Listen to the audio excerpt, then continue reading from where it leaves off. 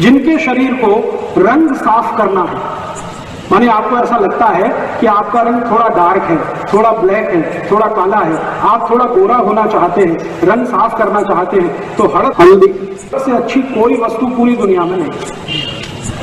जिनको रंग अच्छा करना है अपने शरीर का, नियमित रूप से हळद खाइए, दूध में डाल के, नहीं तो पानी में डाल के, नहीं तो मध में मिला के। रंग नियमित रूप से आपका साफ होता जाएगा। दुनिया में जो काम कभी भी फेयर एंड लवली नहीं कर सकती, वो हळद कर सकती। कितना लेना? वही आधा चम्मच नियमित रूप से लेना पड़ेगा, ज्यादा दिन तक लेना पड़ेगा। आपको मालूम है, बड़े बड़े सुनो, बड़े बड़े जो ब्यूटी पार्लर्स है ना, 5 स्टार, वहां पे लोग जाते हैं मिल्क क्लिनजिंग कराने के लिए। मिल्क क्लिनजिंग समझते हैं? दूध से चेहरे की सफाई करवाना। अगर वो दूध से चेहरे को साफ करा सकते हैं, तो आप दूध से शरीर साफ क्यों नहीं कर सकते? बस अंतर इतना है कि 5 स्टार ब्यूटी पार्लर में मिल्क क्लिनजिंग 500 रुपए में होती है। मैं फोकट में बता रहा हूं आपको। नहा के देखो दूध से, थोड़ा 2 चम्मच दूध ले लो, मैं बहुत बार नहाता हूं, 2 चम्मच दूध ले लो, लगा लो तेल की तरह से, तो सारा मैल गंदगी निकल जाएगा। फिर पानी से डाल दो, तो सारा मैल और गंदगी आपकी आंखों से जाता हुआ दिखाई देगा। आप देख लो, गंदगी निकालने के लिए स्नान किया जाता है, और गंदगी निकालने की सबसे ज्यादा ताकत दुनिया में अगर किसी एक चीज में है तो वो दूध है। इसलिए हमारे देश में दूध से नहाया जाता है और दूध से नहलाया जाता है। तो आप भी नहाओ, और मेरी बात मानो, बिना साबुन के ही नहाओ, साबुन लगाने की जरूरत ही नहीं। आप बोलोगे कैसे नहाए? जब स्नान करते हो ना, तो शरीर को खूब अच्छे से रगड़ लो, मैल सब निकल जाता, पानी से नहा लो। और एक तरीका है, तौलिया होती है ना, तौलिया गीला करके उससे रगड़ लो, पानी से नहा लो, साबुन की जरूरत नहीं। और एक अच्छा तरीका है, थोड़ा बेसन ले लो, बेसन, चने का आटा, उसमें दूध मिला लो, उसका पेस्ट बना लो, उसको रगड़ के नहा लो, साबुन की जरूरत नहीं। एक बहुत अच्छी मुल्तानी मिट्टी आती है, गांव गांव मिलती है, मुल्तानी मिट्टी को पानी में भिगो दो, सवेरे तक नरम हो जाएगी, रगड़ के नहा लो, साबुन की जरूरत नहीं। नहीं तो दूध से नहा लो। अच्छा ये बताओ, हम जब किसी बड़े बुजुर्ग के पांव छूते हैं तो वो क्या कहते हैं? दूधो नहाओ पूतो, आशीर्वाद देते हैं कि नहीं? कभी किसी ने ये कहा दूधो नहाओ या लाइफ बॉय लगाओ पूतो फलो, लक्स लगाओ पुत्रियां फलो? नहीं कहा ना। सब बोलते हैं दूधो नहाओ पूतो फलो, तो दूध से नहाओ, बुजुर्गों की इतनी तो मानो। तो आप बोलोगे जी दूध बड़ा महंगा है, साबुन से सस्ता है। साबुन आता है 100 ग्राम 15 रुपए का, तो 1 किलो कितने का हुआ? 150 रुपए का। 1 किलो दूध आता है 20 रुपए का, साबुन से सस्ता है। और नहाने में दूध जो है ना, 1 चम्मच खर्च होता है। हाँ, एक बार के नहाने में 1 ही चम्मच दूध लगता है। मैं तरीका बताता हूं आपको, कल नहा लेना या घर जाके नहा लेना। 1-2 चम्मच दूध लेना, बिना गर्म किया हुआ कच्चा दूध लेना, उसको शरीर में लगाना, जैसे तेल लगाते ना, तेल लगा के हल्की हल्की मालिश करना। तो दूध की सबसे बड़ी विशेषता है, जैसे ही लगाओगे तो सारे मैल और गंदगी को बाहर निकाल देता है। जितने साबुन हैं वो बनते हैं कास्टिक सोडा से, और कास्टिक सोडा शरीर की त्वचा के लिए बहुत खराब होता है। और आप ये चाहें तो प्रयोग करिए, साबुन से नहाइए, नहाने के 20 मिनट के बाद जब आपका शरीर सूख जाए तो नाखून से ऐसे लाइन खींचिए, सफेद रंग की लाइन खींचेगी। और आजकल ठंडी का दिन है, साबुन से नहाइए, 10 मिनट बाद आपका पूरा चेहरा सफेद सफेद हो जाए। क्यों? उसमें जो कास्टिक सोडा है वो आपकी शरीर की त्वचा से चिपक जाता है, चाहे जितना पानी डालिए धुलता नहीं। इसलिए साबुन सबसे रद्दी चीज है। तब आप पूछेंगे बेस्ट क्वालिटी क्या है? बेस्ट क्वालिटी है मुल्तानी मिट्टी, मिलती है अभी भी इस देश में, खरीद लाइए बाजार से। क्या करें उसका? मुल्तानी मिट्टी को दही में डाल दीजिए रात को, या दही की ताक में डाल दीजिए, सवेरे तक एकदम मुलायम हो जाएगी।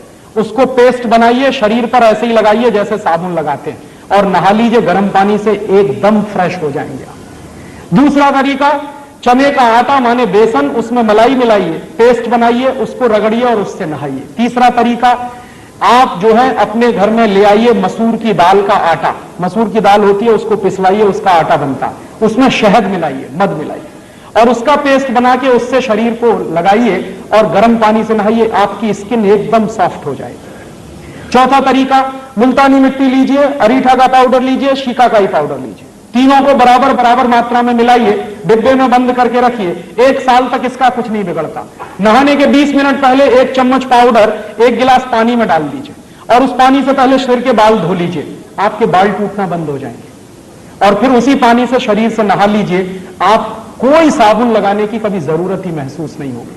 और आपको मैं बताऊं, सबसे अच्छा आपके यहां अकोला में गाय के गोबर से एक साबुन बनता, और गाय के गोबर से जो साबुन बनता है, पिछली बार मैं आया था यहां से खरीद के ले गया था और मैंने मेरे सब दोस्तों को बांटा। मैं भी नहाता हूं। मैं आपको सच बताऊं कि उस साबुन से नहाने के 10 मिनट के बाद शरीर में से खुशबू निकलती। फिर एक दिन मैंने पुराने कुछ ग्रंथ खोजे तो मुझे पता चला कि हिंदुस्तान में जब यज्ञ किया जाता था तो किसी भी राजा को यज्ञ करने से पहले गोबर से स्नान करना जरूरी होता था। भगवान राम ने भी यही किया था। जब भगवान राम ने यज्ञ किया तो गोबर से स्नान किया था, तब यज्ञ करने के लिए बैठ पाए थे। तो शास्त्रों में इसका वर्णन है और गोबर से स्नान करना बहुत ऊंची बात है।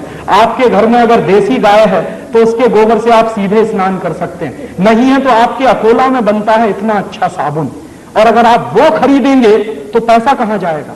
अकोला का पैसा यहीं रहने वाला। और वो साबुन यहां के किसी गौशाला में बनता तो आपका दिया गया पैसा जाएगा कहां? गौशाला में जाने वाला। हमारे खून में एक केमिकल होता है, उसका नाम है मेलेनिन। जब मेलेनिन की मात्रा बढ़ जाती है तो शरीर काला पड़ जाता है। जब मेलेनिन की मात्रा कम हो जाती है शरीर गोरा हो जाता है। और जब मेलेनिन की मात्रा ना बढ़ती है ना घटती है, सामान्य रहती है, तो शरीर सांवला होता है। हम सब हिंदुस्तानी सांवले हैं क्योंकि मेलेनिन ना ज्यादा है ना कम है, और आदर्श स्थिति यही होती है। और ज्यादा गोरा होने के चक्कर में मत फंसो। मैं आपको एक कहानी सुनाता हूं। हमारे देश के एक राष्ट्रपति थे, डॉक्टर राधाकृष्णन। सुना? जब वो राष्ट्रपति बनने के बाद पहली बार लंदन गए तो अंग्रेज पत्रकारों ने उनको चिढ़ाने के लिए एक सवाल पूछ लिया। सवाल क्या पूछा? डॉक्टर राधाकृष्णन से पूछा गया लंदन प्रेस कॉन्फ्रेंस में कि आप हिंदुस्तानी लोग काले क्यों होते हैं? राधाकृष्णन जी ने इतना सुंदर जवाब दिया, वो आप सबको देना। उन्होंने कहा हम हिंदुस्तानी काले नहीं होते, कुछ और होते हैं। तो उसने कहा क्या होते हैं? तो उन्होंने एक कहानी सुनाई। उन्होंने कहा भगवान ने रोटी बनाई, भगवान जी ने रोटी बनाई तो रोटी कच्ची रह गई, वो खाके तुम सब अंग्रेज पैदा हो गए। भगवान जी ने फिर एक रोटी बनाई और वो जल गई, उसको खाके ये सब अफ्रीकी पैदा हो गए।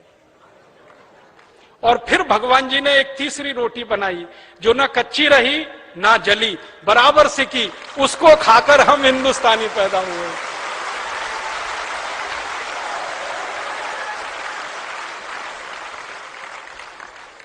तो हम काले नहीं हैं, सांवले हैं। और मैं आपको बताऊं, विज्ञान ने यह स्वीकार कर लिया है आज कि सांवले रंग की त्वचा को कैंसर होने की संभावना सबसे कम होती है। कारण क्या है? खून में मेलेनिन की मात्रा सबसे परफेक्ट हमारी ही है। इसलिए अपने सांवले होने पे गर्व करो, इसको हीन भावना से मत देखो। और बार बार ध्यान करो कि शंकर जी सांवले, भगवान राम सांवले, श्री कृष्ण सांवले, तो हम गोरे होके करेंगे क्या? हम तो सांवले ही अच्छे हैं। और जब यह बात मन में बैठ जाए कि सांवले अच्छे हैं तो फेयर एंड लवली की जरूरत क्या फिर? क्योंकि वो तो गोरा बनाने वाली क्रीम है। हटाओ उसको, 1600 रुपए किलो की फालतू में। तो ये Fair and Lovely, Clear Silk, Clear Tone, इरेस्मे, किमामी, पॉन्ड्स, ये सब हटाओ घर में से। फिर आप बोलोगे जी कौन सी क्रीम लाएं? कोई मत लाओ, आप जैसे हो बहुत अच्छे हो। लगा नहीं है तो देसी गाय का घी चुपड़ लिया करो, सबसे अच्छा। हाँ, उससे अच्छी कोई चीज नहीं। और नहीं तो जैसे हैं वैसे अच्छे हैं। आप भी इस बात का ध्यान रखो कि दुनिया में किसी भी व्यक्ति के व्यक्तित्व की परीक्षा उसके शरीर के रंग से नहीं होती, उसके काम से होती है, उसके गुण से होती है, उसके स्वभाव से होती है। हर व्यक्ति का व्यक्तित्व नापा जाता है गुण, कर्म, स्वभाव से। वो इस बात से नहीं नापा जाता हाय कितना गोरा है, कोई नहीं कहता। अब कोई मर जाता है हमारे देश में तो उसके बारे में आपस में चर्चा करते हैं तो कहते कितना दयालु था, कितना देशभक्त था, कितना काम करता था समाज का। कभी ये सुना कोई कहता ओ क्या गोरा चिट्टा था, मर गया बेचारा? कोई नहीं कहता। त्वचा का रंग याद नहीं करते, गुण कर्म स्वभाव याद किए जाते हैं। तो गुण कर्म स्वभाव अपने अच्छे बनाओ, ये फेयर एंड लवली वगैरह की जरूरत नहीं। और माताओं बहनों को जरूर समझाओ ये बात, उनके दिमाग में ये बात लाओ। मुझे इतना दुख है ये बात कहते हुए कि जब ये विज्ञापन आता है ना फेयर एंड लवली गोरेपन की क्रीम, एक दिन समय आने पर भारत स्वाभिमान की तरफ से इस विज्ञापन के खिलाफ मुकदमा करना है सुप्रीम कोर्ट में।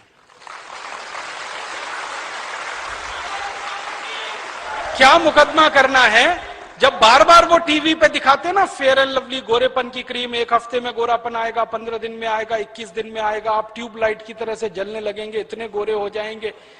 जब ये विज्ञापन बार बार आता है ना तो करोड़ों इस देश की काली मां बहन बेटियों के छाती पर आरी चलती है। ये आप महसूस करने की कोशिश करो। हमारा हिंदुस्तान तो आप जानते हैं 115 करोड़ का है, 50 करोड़ माताएं बहनें हैं इस देश में, और उस 50 करोड़ माताओं बहनों में लगभग 40 से 45 करोड़ सांवली हैं या काली हैं। उनके दिलों पे कटार चलती है, आरी चलती है जब वो ये विज्ञापन देखती हैं कि हाय रे हाय गोरेपन की क्रीम फेयर एंड लवली। और उन माताओं बहनों को क्या लगता है कि गोरे होने से ही फिर जिंदगी संवरती है। और मुझे इससे भी ज्यादा तकलीफ है, मैंने न्यूज़पेपर की कटिंग काट के रखी है। कई बहन बेटियों ने फांसी लगाकर आत्महत्या कर ली क्योंकि उनकी शादी नहीं हुई कालेपन के कारण, सांवलेपन के कारण, तो फांसी लगा के मर गई। हमारे हिंदुस्तान में मां बहन बेटियों के व्यक्तित्व को रंग से नहीं नापा गया कभी भी, हमने उनके गुण कर्म स्वभाव से नापा है। लेकिन ये विज्ञापन जो आता है रोज फेयर एंड लवली गोरेपन का, ये करोड़ों माताओं की छाती पे आरी चलाता है, उनके दिल को चोट पहुंचाता है। जितने बड़े बड़े ब्यूटी पार्लर्स हैं ना, वहां सब जगह मिल्क क्लिनजिंग होता है और वो 500 रुपए में करते हैं। मैं फोकट में बता रहा हूं आप। और दूध से नहाने के लिए 2 चम्मच दूध ले लो, गर्म नहीं करना, कच्चा दूध, शरीर पे रगड़ लो, मालिश कर लो, पानी से नहा लो, सारा मैल और गंदगी निकल जाता है। फिर दाढ़ी लगाने के लिए विदेशी क्रीम मत खरीदो, पामोलिव, ओल्ड स्पाइस, रेसमेक, शेल्टन, डिटॉल। फिर आप कहोगे दाढ़ी कैसे बनाएं? थोड़ा दूध ले लो, चेहरे पे मालिश करो, रेजर चलाओ, बहुत चिकनी दाढ़ी बनती है। मैं 15 साल से बनाता हूं। 4 फायदे हैं।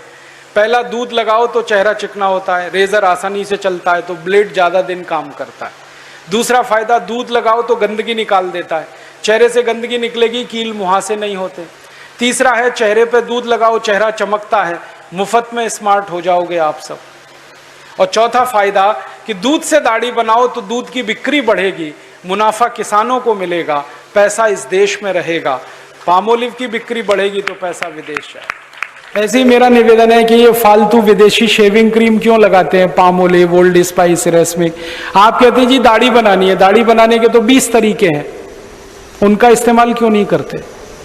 हम शेविंग क्रीम लगा के दाढ़ी बनाते हैं ना, सबसे बड़ी प्रॉब्लम यह है कि ये आपकी स्किन लगातार हार्ड होती जाती है, रफ होती जाती है, और रफनेस एक समय इतनी बढ़ जाती है कि 2 बार 3 बार शेव करो तो भी क्लीनिंग नहीं आती, क्योंकि वो शेविंग क्रीम ऐसी है, उसमें केमिकल ऐसे हैं। क्यों लगा रहे हैं? बंद कर दो। फिर आप बोलोगे दाढ़ी कैसे बनाए? दूध से बनाओ। थोड़ा दूध ले लो, चेहरे पे मालिश करो, एकदम चिकनाहट आ जाएगी, फिर रेजर चलाओ, बहुत क्लीन शेप बनती है। दही ले लो, दही को लगाओ, फिर रेजर चलाओ, और भी अच्छी शेप बनती है। तेल ले लो, तेल, 1 बूंद तेल पानी में मिला के चेहरे पे लगाओ, फिर रेजर चलाओ, डीप कट होता है, बहुत क्लीन शेप होती है। दूध से दाढ़ी बनाए ना, बहुत मजा आएगा। क्यों? दूध जो है ना क्लिंजिंग एजेंट है। आपको मालूम है सारे ब्यूटी पार्लर्स में मिल्क क्लिंजिंग ही किया जाता है। आप रोज दूध से दाढ़ी बनाएंगे, सारी गंदगी निकल जाएगी, चेहरा चमकेगा, स्मार्ट हो जाओगे आप सब फोकट में। कल से ही शुरू करो। मैं तो बहुत समय से करता हूं, दूध से दाढ़ी बनाता हूं, आप भी करो। पैसे आपके बचेंगे, अल्टीमेटली देश के बचेंगे। देखिए, किसी भी देश की अर्थव्यवस्था में आमदनी बढ़ानी है तो खर्चे को घटाना सबसे आसान तरीका है। आप जितना खर्चा घटाएंगे आमदनी उतनी ही बढ़ जाएगी देश की।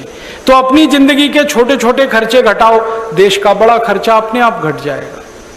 शेविंग क्रीम फालतू खर्च मत करो, दूध से दाढ़ी बना लो, दही से बना लो। और आपको तो मालूम है, हम दूध से शंकर भगवान को स्नान कराते हैं, तो दूध से दाढ़ी क्यों नहीं बना सकते।